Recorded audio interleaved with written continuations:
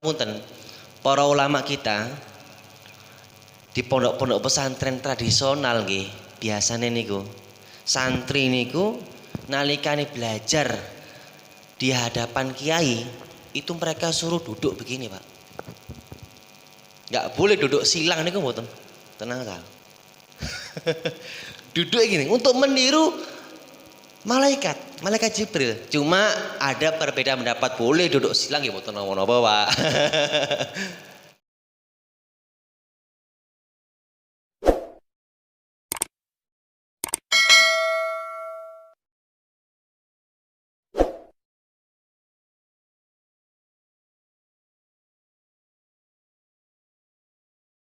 Pambukan yang ngatur. Assalamualaikum warahmatullahi wabarakatuh. Alhamdulillah wa syukurillah wa la khawla wa la quwata illa billah. Asyhadu an la ilaha illallah wa asyhadu anna Muhammadar Rasulullah. Amma ba'du. Panjenenganipun Bapak Ajmali Ibrahim minangka Bapak Pangarso Masjid Al-Mukminun ingkang kita hormati. Dumateng sedaya jamaah Masjid Al-Mukminun ingkang kinurmatan, khususipun dumateng Ustadz Mukmin ingkang wedal punika samangkih badhe paring serpan dumateng kita sedaya babagan kitab Arba'in ingkang kita hormati. Puji lan syukur monggo kunjuk dhateng ngarsa dalem Gusti Allah ingkang ngantos wedal punika kula panjenengan sami tasih kapringan kenikmatan, kasarasan, kesempatan sehingga saged sareng-sareng ngrawuhi pengajian wonten ing wedal punika. Mugi-mugi lampah tindak bapak-bapak sedaya saking griya tumuju papan menika kagem talipun ilmi, kagem ngaji, mugi-mugi estu pingkantuk lintu ganjaran saking Allah Subhanahu wa taala. Amin ya rabbal alamin. Shalawat atau salam mugi tansah kaparingaken dhateng junjungan kita Nabi Agung Nabi Muhammad sallallahu alaihi wasallam, dhateng para keluarganipun, para sahabat, dhateng sedaya pendherekipun. Bapak-bapak ingkang kula hormati, kagem caket ing panindak parimila monggo pengajian ing dal punika kita bika serengan kanthi waosan basmalah. Bismillahirrahmanirrahim. Dumateng Ustadz Mukmin wedal sepanginan kula aturaken sak cekapipun. Sumangga. Bismillah. Assalamualaikum warahmatullahi wabarakatuh.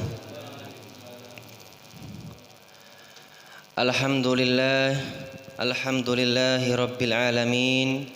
Wa bihi nasta'inu ala umurid dunya waddin. Wassalatu wassalamu ala ashrafil anbiya'i wal mursalin wa ala alihi wa sahbihi wa man tabi'ahum bi ihsanin ila yaumiddin.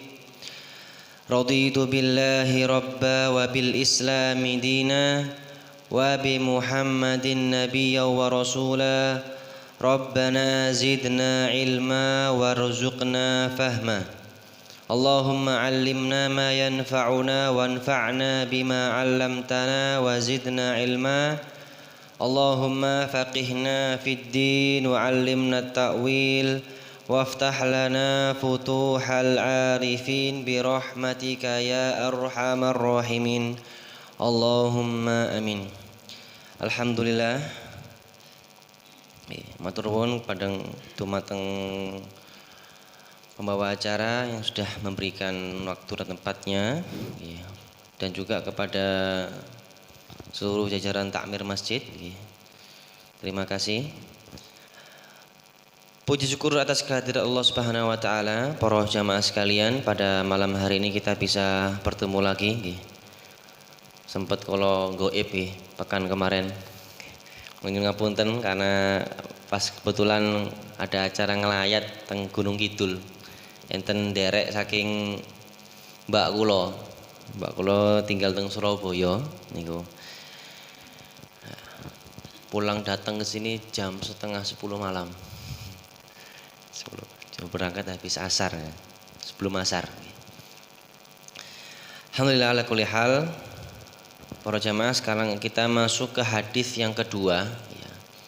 Di pertemuan sebelumnya saya sedikit menjelaskan terkait beberapa faidah dari hadis Jibril. Ya, biasa dikenal oleh para ulama dengan hadis Jibril, karena ini menjelaskan tentang bertemunya malaikat Jibril dengan Rasulullah. Dan di sini malaikat Jibril mengajarkan syariat Islam kepada para sahabat. Nah, di antara faedah para jamaah sekalian yang sering dilakukan oleh Rasulullah, dan ini yang metode yang diterapkan oleh malaikat Jibril. Ini juga penting buat para guru-guru. Barangkali mungkin ada yang guru nggih. Wonten. Guru masak nggih. Jadi gini Pak, Bu, di antara metode bagus ketika mengajar kepada para murid itu adalah bertanya, dialog, soal, tanya jawab. Dan ini yang dilakukan oleh malaikat Jibril. Malaikat Jibril bertanya, Rasulullah menjawab. Dan di antara faedah yang bisa kita dapat dari hadis ini, bahwasanya bertanya itu tidak mesti sesuatu yang belum kita pahami. Terkadang kita bertanya itu niatnya ingin ngajari orang lain. Gimana? Terkadang wah, kayaknya ini perlu untuk disampaikan. Tapi kalau saya yang ngomong kok boten kepenak. Nah, mungkin ketika ada rapat atau ketika ada pertemuan atau mungkin ketika ada pengajian itu bisa ditanyakan dengan maksud ingin mengajarkan ke orang lain.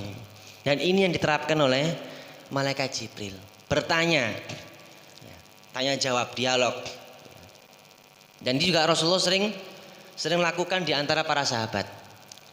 Rasul bertanya, kemudian para sahabat kalau tidak bisa menjawab, mereka mengatakan Allahu wa rasuluhu a'lam.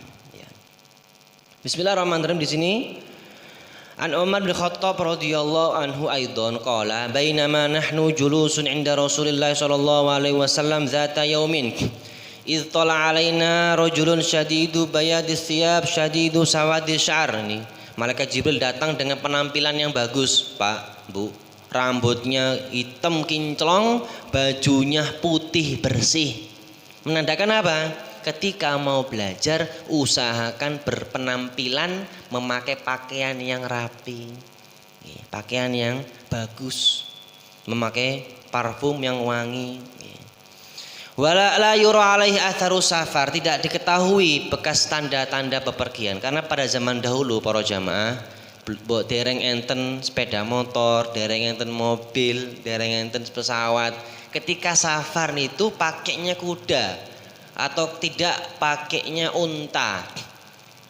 Jadi kalau mau berpergian niku nggih para jamaah itu pasti badannya kelihatan lusuh, kumuh, kotor. Nah, ini kelihatan bar lungo, bar safar. Nah, ini enggak kelihatan.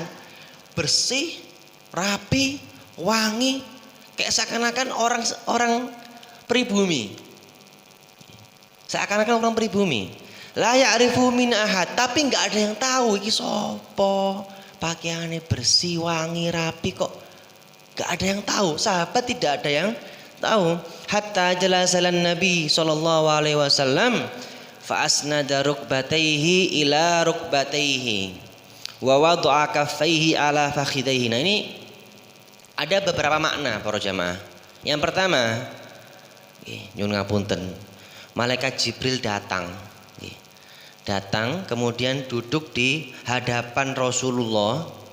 Fasnada rukbataihi, rukbataihi dua lutut ditempelkan. Makna pertama nggih, lututnya malaikat Jibril ditempelkan ke lututnya Rasulullah. Fasnada rukbataihi la rukbataihi wa wada'a kaffaihi ala fakhidai. Dua telapak tangan malaikat Jibril diletakkan di atas paha Rasulullah. Itu makna yang pertama. Makna yang kedua, lutut malaikat Jibril ditempelkan ke lutut Rasulullah. Wa wada'a kaffaihi ala fakhidai. Tapi telapak tangan malaikat Jibril diletakkan di atas pahanya sendiri, boten di atas paha Rasulullah. Ini makna yang kedua. Kemudian makna yang ketiga, fa asnada rukbataihi ila rukbataihi. Lututnya malaikat Jibril boten ditempelaken dumateng lututnya Rasulullah, tapi ditempelkan sendiri. Jadi ngapunten, ya. Lututnya tempelkan begini. Nah, rapat. Kalau tadi kan ditempelkan ke lututnya Rasulullah. Tapi makna ketiga para ulama menjelaskan lututnya ditempelkan. Wa wada'a kaffaihi ala fakhidaihi. Telapak tangan diletakkan di atas pahanya malaikat Jibril. Makna yang keempat, duduknya seperti tadi, telapak tangan diletakkan di atas pahanya Rasulullah. Jadi ada 4 makna kemungkinan, ada ihtimal kemungkinan. Karena kan kita nggak tahu ini maksudnya bagaimana. Fa'asna daruk itu menempelkan kedua lututnya ke kedua lututnya. Nah, para ulama memberikan penjelasan makna tadi. Ada 4. Yang pertama tadi, lututnya malaikat Jibril ditempelkan ke lututnya Rasulullah, tangannya diletakkan di atas paha Rasulullah. Yang kedua, lututnya malaikat Jibril nempel dengan lutut Rasulullah, tapi telapak tangan diletakkan di atas pahanya malaikat Jibril. Yang ketiga, lututnya tidak ditempelkan kepada lutut Rasulullah, tapi ditempelkan begini, rapat. Lututnya rapat. Telapak tangan diletakkan di atas paha Rasulullah. Makna yang keempat, yang terakhir, lututnya rapat, tangannya diletakkan di atas paha malaikat Jibril. Ini diantara maknanya. Nah, dari sini para jamaah sekalian kita bisa memahami bahwa ketika belajar, kita sebagai seorang murid di hadapan seorang guru itu hendaknya berposisi duduknya yang paling sopan. Bayangkan ini malaikat Jibril itu malaikat sayyidul malaikah, pimpinan para malaikat. Istilahnya kalau di penghuni langit, malaikat Jibril itu pimpinannya. Tetapi ketika sudah duduk di depan Rasulullah sebagai guru belajar, duduknya sudah duduk yang paling sopan, adab. Maka dari itu para jamaah nyuwun ngapunten, para ulama kita di pondok-pondok pesantren tradisional nggih, biasane niku santri niku nalikane belajar di hadapan kiai itu mereka suruh duduk begini, Pak. Enggak boleh duduk silang niku mboten. Tenang saja. Duduk gini untuk meniru malaikat Jibril. Cuma ada perbedaan pendapat, boleh duduk silang ya mboten napa-napa, Pak. Yang di beberapa pondok tradisional para kiai menerapkan adab seperti ini. Bahkan di negara Timur Tengah belajar mulazamah di rumah-rumah masyayikh nggih, itu murid-murid kalau belajar suruh duduk begini. Enggak boleh duduk bersilang. Bahkan lebih ekstrim, bukan ekstrim nggih. Lebih ketat lagi di beberapa negara itu duduknya harus begini, Pak, sampai selesai. Kayak model duduknya orang Jepang nggih. Duduknya orang Jepang kan ngeten, Pak nggih. Nah, itu niru malaikat Jibril. Iya, Pak. Nah, tadi beberapa daerah, beberapa pesantren di beberapa negara masih menggunakan metode seperti itu. Nggih. Waqala ya Muhammad. Nah, ini menarik, Pak. Malaikat Jibril gak memanggil Rasulullah ya Rasulullah, bukan. Gak memanggil ya Rasulullah, tidak, tapi manggil ya Muhammad. Seakan-akan ingin menunjukkan dirinya itu orang Badui. Pada zaman Rasulullah nggih, para jamaah, orang-orang Badui itu manggil Rasulullah gak pakai nama Rasulullah, ya Muhammad atau ya Abul Qasim. Kunyahnya Abul Qasim. Nah, seakan-akan malaikat Jibril ingin menunjukkan dirinya itu orang Badui, bukan orang kota. Agar apa? Identitasnya tidak diketahui oleh para sahabat. Jadi kamuflase, Pak. Istilahnya sekarang apa? Kamuflase. Ya Muhammad akhbirni anil Islam. Kabarkan aku terkait Islam. Faqala Rasulullah sallallahu alaihi wasallam, Rasulullah bersabda, "Antashhada alla ilaha illallah wa anna Muhammadar Rasulullah." Engkau bersaksi, engkau bersyahadat bahwasanya tidak ada Tuhan yang berhak disembah melainkan Allah selain Allah Subhanahu wa taala. Wa anna Muhammadar Rasulullah, sesungguhnya Muhammad itu adalah utusan Allah. Ini rukun Islam yang pertama. Nggih. Niki menarik, Pak. Di YouTube itu ada vlogger. Vlogger itu nggih YouTuber nggih, tapi dia sering buat video konten-konten kehidupan. Ada salah seorang vlogger kayak Pak Suyitno nggih, vlogger. YouTuber. Niku melakukan sosial eksperimen, Pak. Mencoba pergi ke sekolah-sekolah Islam. SMA Islam, kampus-kampus Islam. Sosial eksperimen apa? Dia cuma ingin tanya, anak-anak muda sekarang itu apal rukun Islam apa ora? Apal rukun iman apa ora? Survei itu, Pak. Kok SMA Islam ditanya yang putra, yang putri, ke kampus yang mahasiswa-mahasiswi banyak.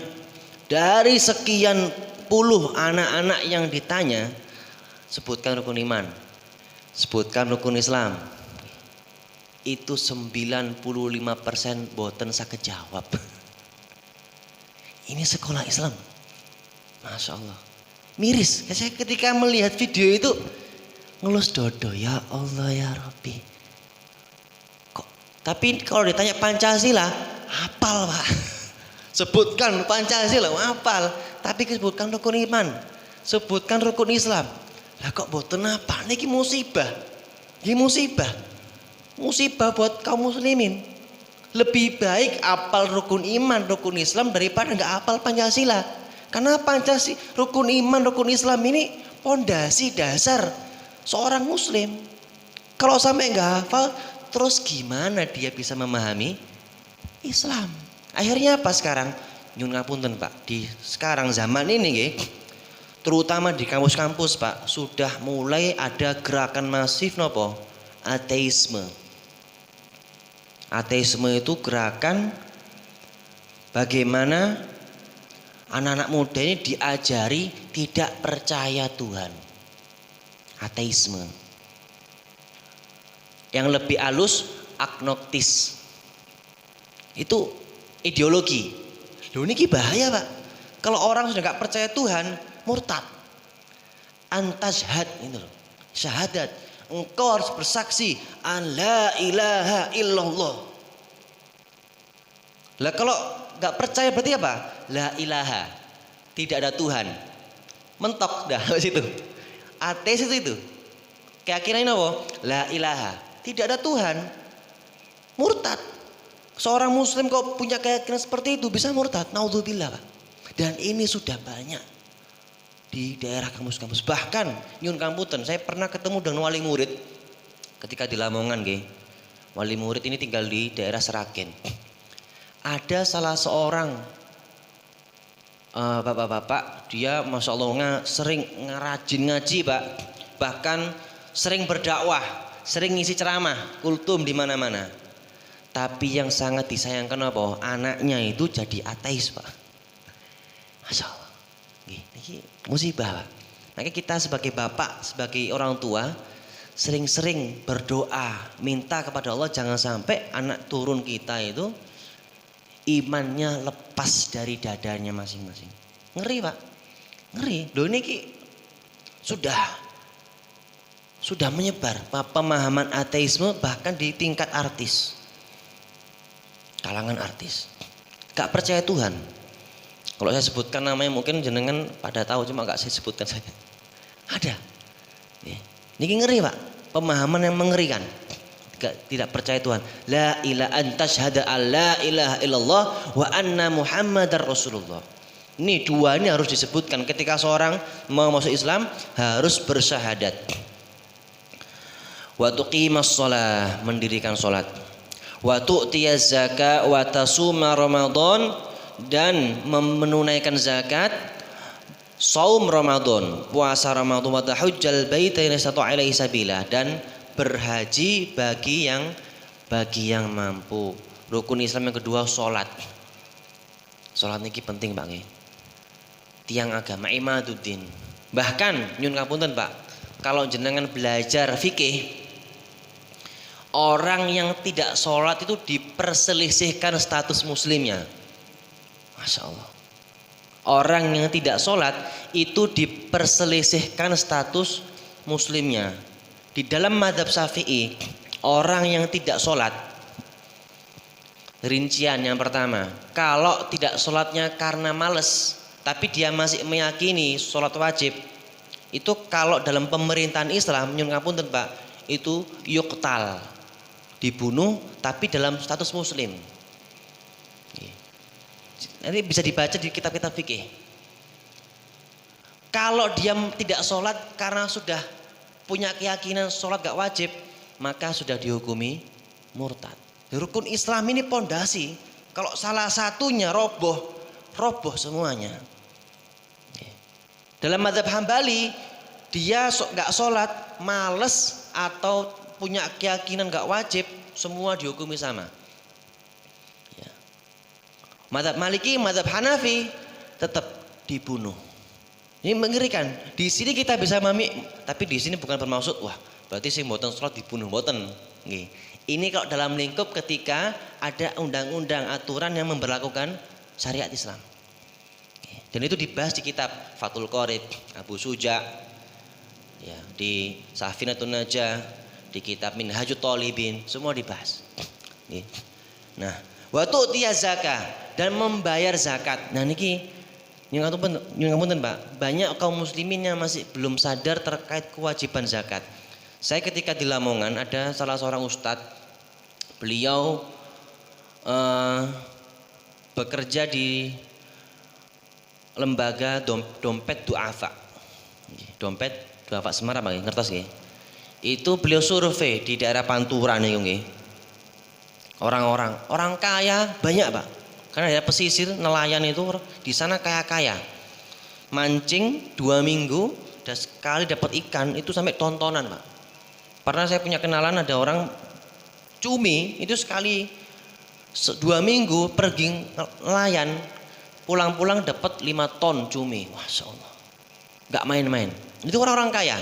Kata beliau, wah banyak orang-orang kaya mereka muslim tapi gak paham zakat. Akhirnya apa? Hartanya yang seharusnya orang-orang kaum du'afa itu berhak mendapatkan tetapi tidak bisa mendapatkan. Ya, pemahaman tentang zakat masih minim di kalangan kaum muslimin zaman sekarang. Kemudian wa tasuma Ramadan, puasa Ramadan wajib, dan berhaji bagi yang mampu. Qala sodakta, kata malaikat Jibril, engkau benar wahai Muhammad. Fa'ajibna lahu yas'aluhu wa yusaddiqu. Para sahabat kaget. Loh niki dia tanya tapi kok dia yang membenarkan. Ya, dia yang tanya tapi dia yang membetulkan. Qala, malaikat Jibril mengatakan fa akhbirni anil iman. Ya Muhammad, kabarkan aku apa itu iman. Beliau menjawab antuk minabillah. Ya, rukun iman ada 6.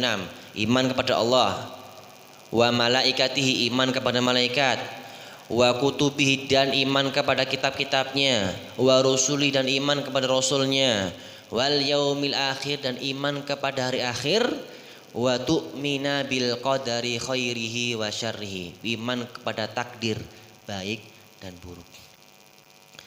Di sini saya ingin menjelaskan sedikit terkait iman kepada takdir para jamaah sekalian. Karena iman terkait takdir ini masih banyak dari kaum muslimin yang belum memahami secara detail.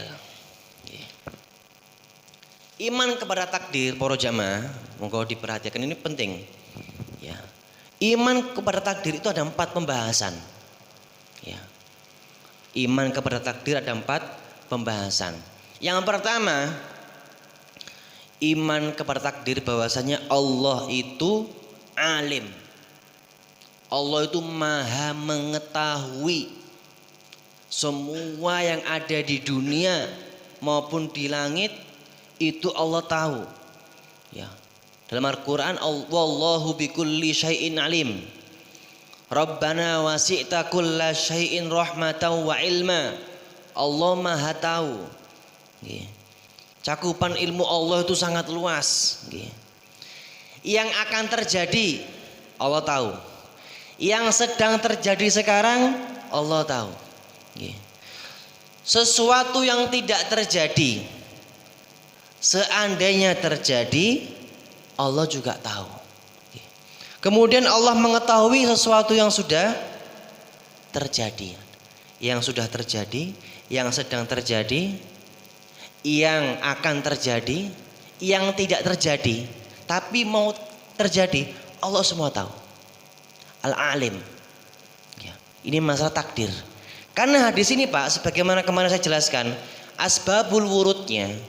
Kenapa kok ada hadis ini? Ada salah seorang di Kufah yang tidak percaya takdir. Disebutkan namanya kaum Qadariyah, sekte Qadariyah. Dan sampai sekarang masih ada mereka itu, gak percaya takdir. Nah ini perlu diluruskan terkait masalah takdir. Pertama, Allah itu alim. Allah itu pasti tahu. Semua yang di dunia itu Allah tahu. Yang kedua, proses takdir Pak, ada namanya al-kitabah, penulisan. Ya.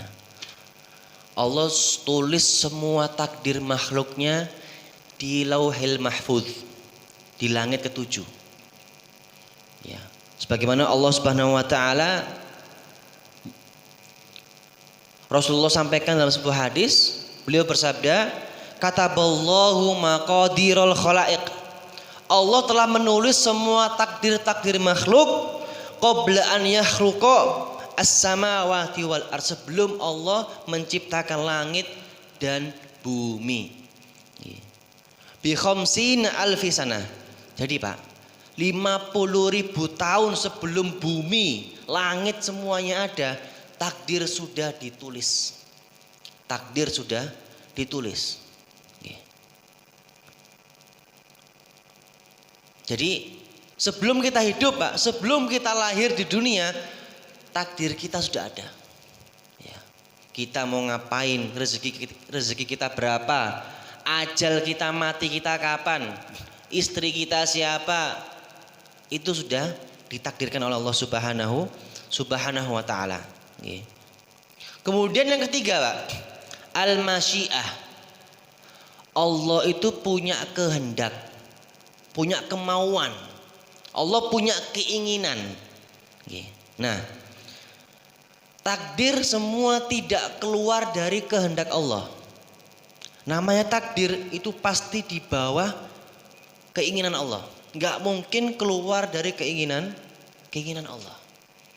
Ini masalah takdir. Nah pertanyaannya di sini Pak, antuk mina bil qadari khairihi wa syarrihi. Kita beriman kepada takdir khair yang baik, wa syarrihi dan yang buruk. Pertanyaannya, apakah Allah juga membuat takdir buruk? Jawabannya iya. Jawabannya iya, Allah juga membuat takdir yang buruk. Tapi ada dua rincian Pak. Yang pertama, buruk memang pada zatnya. Yang kedua, buruk karena ada sesuatu dari luar. Ya. Pertama, takdir buruk karena memang sesuatu itu buruk. Ya. Contoh, Allah menciptakan iblis. Buruk bukan Pak? Buruk. Allah itu menciptakan neraka. Buruk bukan? Buruk. Dan itu sudah ditakdirkan sebelum Allah menciptakan langit dan bumi, itu semua takdir sudah ditulis, baik ataupun buruk. Ya. Ada takdir memang zatnya buruk. Yang kedua, ada takdir, ya takdir Buruknya karena ada sesuatu yang lain.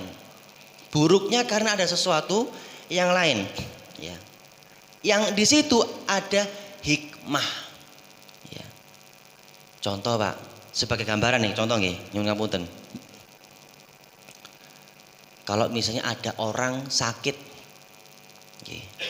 Naudzubillah, mungkin ada seseorang sakit kena diabetes. Dari kaki menjalar sampai lutut.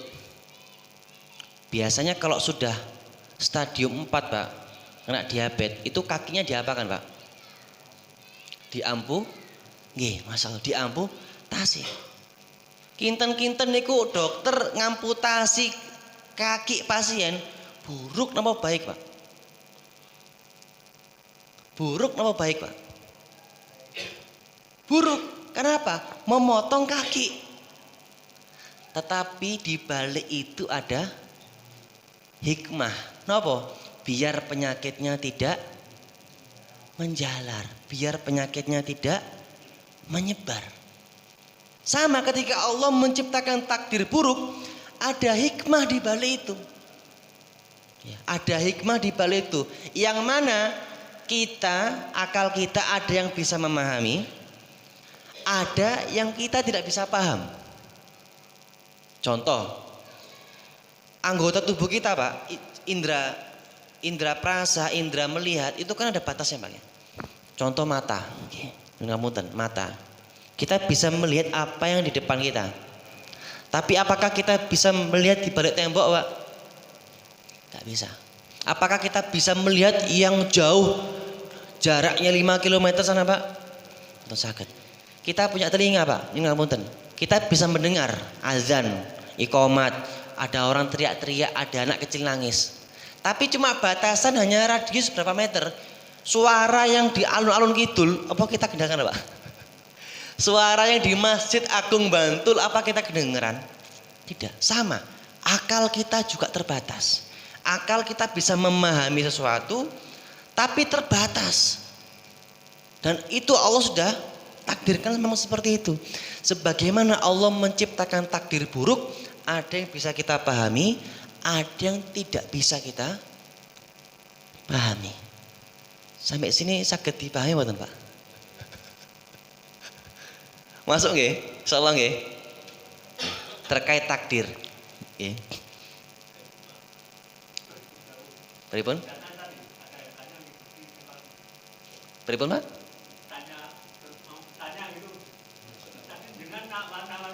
Boten. Mungkin di akhir mawon nggih. Ini terkait takdir, Pak. Nggih. Kemudian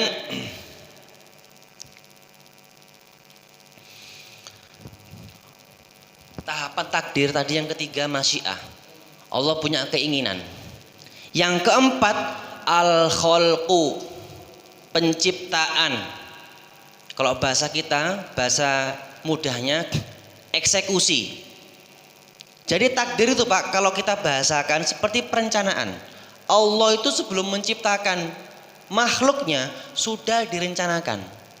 Seperti halnya mungkin kita kalau buat organisasi Pak nggih. Nanti program bulanan itu ada apa saja. Program mingguan ada apa saja. Program tahunan nanti ada apa saja.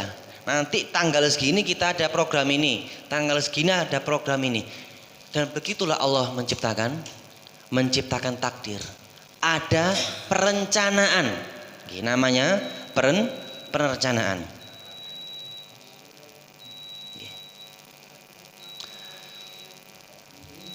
Allah menciptakan makhluk, Bapak-bapak Ibu sekalian. Allah juga menciptakan perbuatan. Perbuatan kita nih Pak, juga Allah yang menciptakan.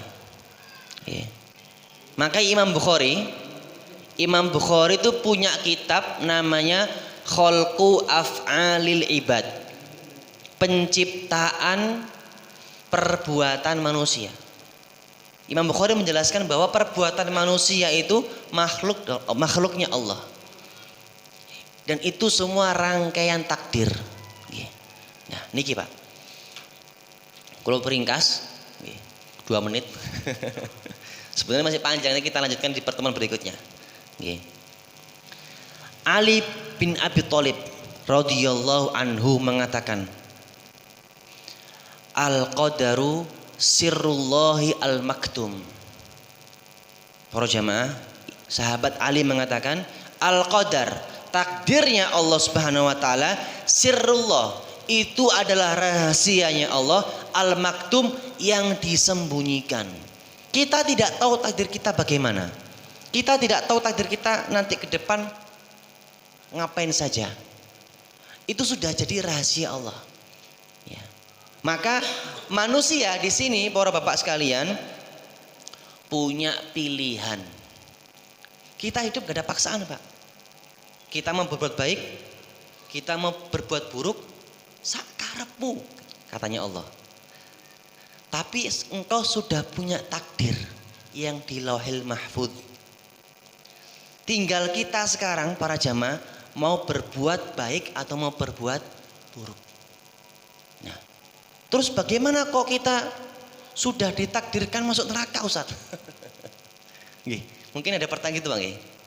Terus bagaimana kok kita sudah ditakdirkan masuk neraka? Loh, kan Anda belum tahu sudah ditakdirkan masuk neraka atau belum. Tugas kita sekarang beramal, bukan mencari-cari takdir kita masuk neraka atau masuk surga. Di antara bentuk takdir jamaah sekalian, penghuni surga sudah ditulis siapa saja, penghuni neraka sudah ditulis siapa saja. Tugas kita beramal soleh. Tugas kita sekarang apa? Beramal soleh. Nah, di sini para jamaah sekalian,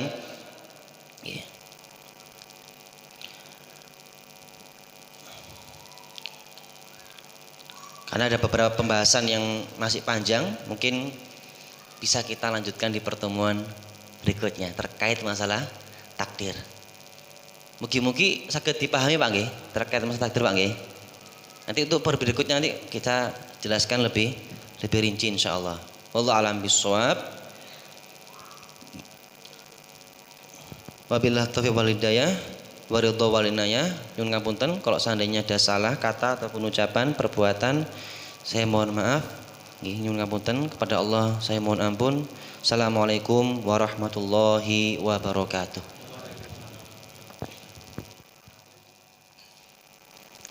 Terima kasih kepada Ustaz Mukmin yang telah memberikan penjelasan terkait dengan hadis pada malam hari ini, ya, hadis bab 2 tentang Islam. Ya.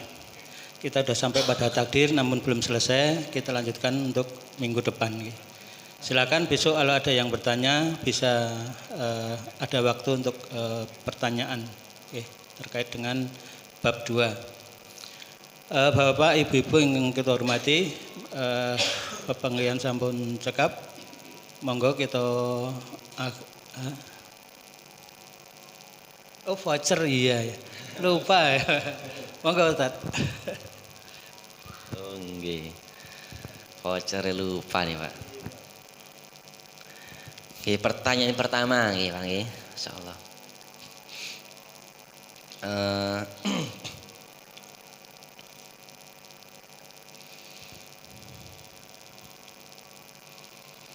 Tadi sedikit membahas terkait hadis yang kedua, hadis Jibril. Nah, selain hadis itu disebut dengan hadis Jibril, ada sebutan lain. Hadis yang kedua, kenapa, Pak? Ummul Sunnah. Bocor dhewe wae.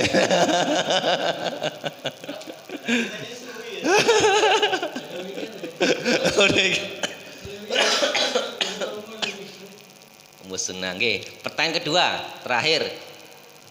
Faedah, sebutkan setunggal mawon faedah dari hadis Jibril. Kan sudah saya sebutkan pekan lalu. Tadi juga saya sebutkan beberapa faedah. Nah, monggo, Pak, satu mawon, setunggal.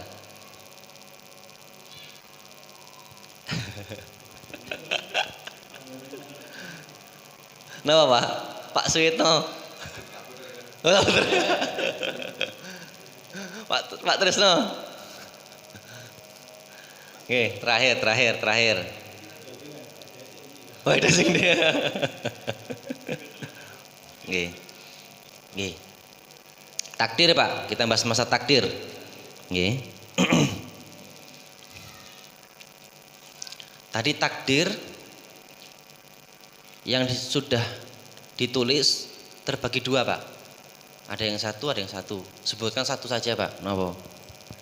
Nggih. Nggih. Takdir buruk dan takdir baik. Nggih. Takdir buruk kita bagi dua. Napa niku mau? Takdir yang nggih, insyaallah nggih. Monggo, Pak. Nggih, ngomong nggih. Oke, terima kasih Ustadz ya sudah membagi voucher dari takmir. Oke, mari kita akhiri dengan kafaratul majelis. Subhanakallahumma bihamdika asyhadu an la ilaha illa anta astaghfiruka wa atubu ilaik. Saderepipun kula akhiri samangke napa unjukan saudaran pun cawisaken wonten ing sebelah masjid nggih. Saking kula cekap semanten akhirul kalam wassalamualaikum warahmatullahi wabarakatuh.